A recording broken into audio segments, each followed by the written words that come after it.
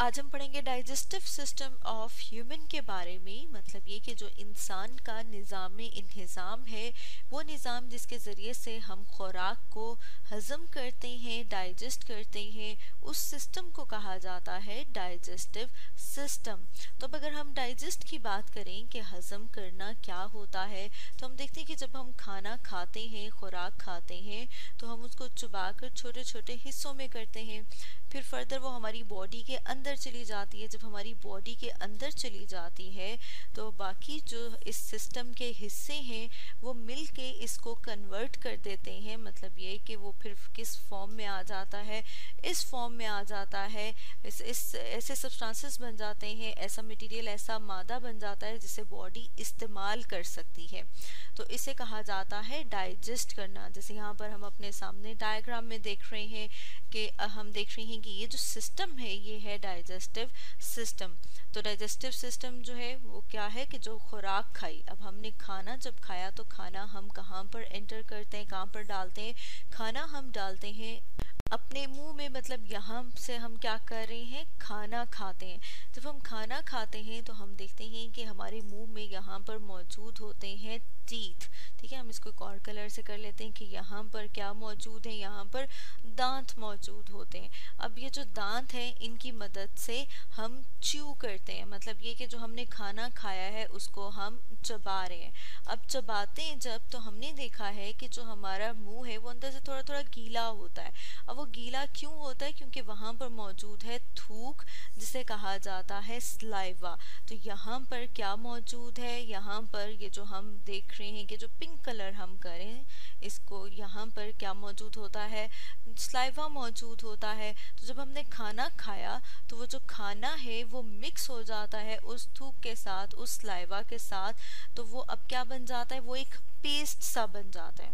अब जब वो पेस्ट सा बन गया है तो फिर वो वहां से आगे मूव करता हुआ आता है फूड पाइप के पास। मतलब ये जैसे यहाँ पर हम डायग्राम में देख रहे हैं कि खाना जो है वो अब इसके साथ मिक्स होके क्या बन गया? पेस्ट बन गया। अब वो जो पेस्ट है वो यहाँ से गुजर रहा है। अब ये जिसमें से गुजर रहा है वो एक पाइप की तरह का स्ट्रक्चर है इस, और गुजर क्या रही है इसमें से? फूड, खुराक। तो हम कह रहे हैं कि ये है फूड पाइप। अब फूड पाइप से होती हुई खुराक जो है वो एक और ऑर्गन में, एक और हिस्से में आती है। जैसे यहाँ पर हम देख रहे हैं ये क्या है? स्टमक। स्टमक कहा जाता है मैदे को। मतलब यहाँ पर जो खुराक है अब कहाँ पर आ गई है?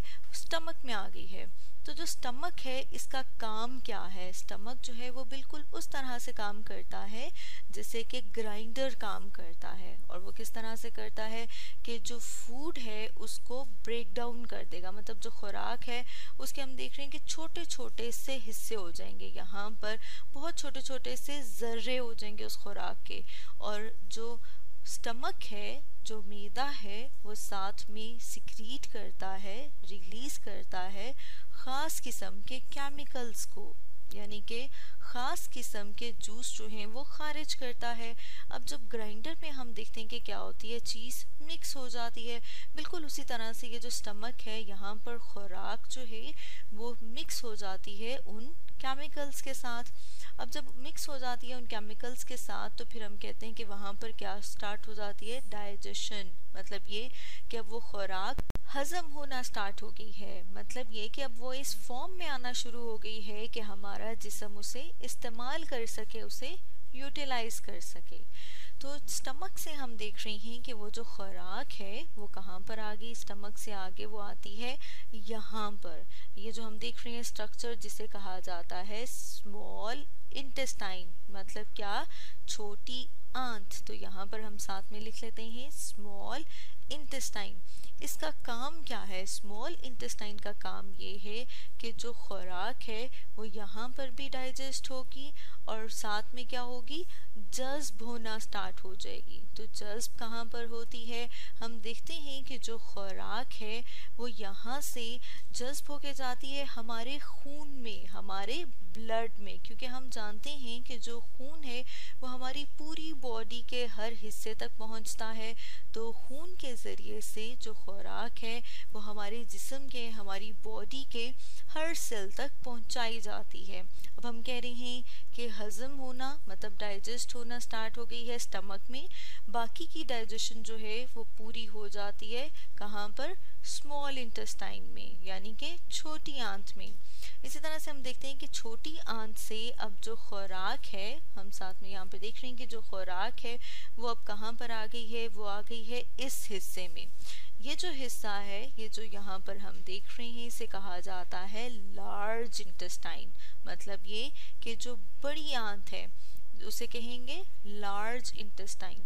अब ये जो लार्ज इंटेस्टाइन है इसका काम ये है कि जब हमने खाना खाया तो हमने खाना खाने के साथ पानी भी पिया। अब जब हमने पानी पिया तो वो जज्ब होता है यहाँ पर लार्ज इंटेस्टाइन में। ठीक है, लार्ज इंटेस्टाइन में हम देख रहे हैं कि ये जो रीजन है इसे कोलॉन भी कहा जाता है। एब्जॉर्ब कहते हैं जज्ब होने को, कि हमने जो पानी पिया था वो जज्ब हो गया लार्ज इंटेस्टाइन में। अब जब हमने खाना खा लिया उसमें से जो चीज़ें हमें चाहिए थी वो तो हमारी यूटिलाइज हो गई, इस्तेमाल हो गई, हमारी बॉडी ने उसे जज्ब कर लिया। और खून के ज़रिए, ब्लड के ज़रिए हम देख रहे हैं वो हमारी बॉडी के मुख्तलिफ हिस्से, जैसे बाजू के भी हैं, सर के भी हैं, इस तरह बॉडी के हर सेल तक खुराक पहुंचा दी जाती है। उसके बाद हम देखते हैं कि जो खुराक अब हमें नहीं चाहिए, मतलब जो कि अब हमारी बॉडी के इस्तेमाल के काबिल नहीं है, उसे कहा जाता है अनवांटेड फूड, के वो खुराक नहीं चाहिए। या फिर हम कहेंगे कि वो क्या है? वो वेस्ट मटेरियल है, फाजिल मादा है। तो उसे बॉडी में रखने की कोई ज़रूरत नहीं है, क्योंकि वेस्ट को तो हम नहीं रखते अपने पास। तो हम क्या करते हैं? उसे बॉडी से रिमूव कर देते हैं, मतलब ये कि उसे बॉडी से बाहर निकाल देते हैं। तो यहाँ पर जो स्ट्रक्चर मौजूद है उसे कहा जाता है रेक्टम। तो हम देख रहे हैं यहाँ पर एक ओपनिंग होती है, उसके ज़रिए से जो वेस्ट मटेरियल है, जो फाजिल मादा है, उसे बॉडी से बाहर यहाँ से रिमूव कर दिया जाता है। तो हमने देखा कि जब हमने खाना खाया, फूड कहाँ पर आती है? हमारे माउथ में, मतलब हमारे मुंह में, मुंह से आती है फूड पाइप में। ठीक है, जैसे यहाँ पर भी हमने देखा कि फूड पाइप में, फूड पाइप से कहाँ पर आ गई? स्टमक में। जैसे यहाँ पर स्टमक में, स्टमक के बाद आती है वो स्मॉल इंटेस्टाइन में, स्मॉल इंटेस्टाइन के बाद आती है वो लार्ज इंटेस्टाइन में। जैसे यहाँ पे देखा स्मॉल इंटेस्टाइन, और फिर कहाँ पर आ गई? लार्ज इंटेस्टाइन में। और जो बाकी का फाजिल मादा था उसे बॉडी से बाहर रिमूव कर दिया जाता है। तो ये जो पूरा सिस्टम जो इन्वॉल्व है, जिसके ज़रिए से खुराक हज़म होती है, डाइजेस्ट होती है, उसे कहा जाता है डाइजेस्टिव सिस्टम, जो कि आज हमने स्टडी किया डाइजेस्टिव सिस्टम ऑफ ह्यूमन के बारे में।